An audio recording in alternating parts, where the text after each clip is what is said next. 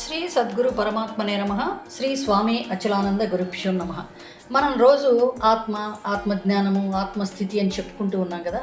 అసలు ఈ ఆత్మ అంటే ఏంటో తెలుసుకుందాం. ఆత్మ అంటే ఆధారం, ఈ సృష్టికే ఆధారం. ఆత్మ కారణం, ఈ జగత్తేమో కార్యం. ఉదాహరణకు మనం బంగారాన్ని తీసుకుంటే ఆంధ్రాలో ఉన్న, అమెరికాలో ఉన్న, ఆఫ్రికాలో ఉన్న, ఎక్కడ ఉన్న ఒకటే బంగారం. ఆభరణాలు మాత్రం ఎన్నో లక్షల రకాలు ఉన్నాయి. గాజుల్లో వేల రకాలు ఉన్నాయి, హారాల్లో వేల రకాలు ఉన్నాయి, చెవిదిద్దుల్లో ఇంకా ఎన్నో రకాలు ఉన్నాయి. అలాగే ఆత్మ కూడా ఒక్కటే. సృష్టి మొత్తంలో ఎక్కడ చూసినా ఒక్కటే ఆత్మ. జీవులు మాత్రం 84 లక్షల జీవరాశులుగా ఉన్నాయి. మానవులు, జంతువులు, పక్షులు, వృక్షాలు, క్రిమికీటకాలు, ఇంకా అనేకమైనటువంటి జీవరాశులు ఉన్నాయి. ఇవన్నీ కూడా ఆత్మే.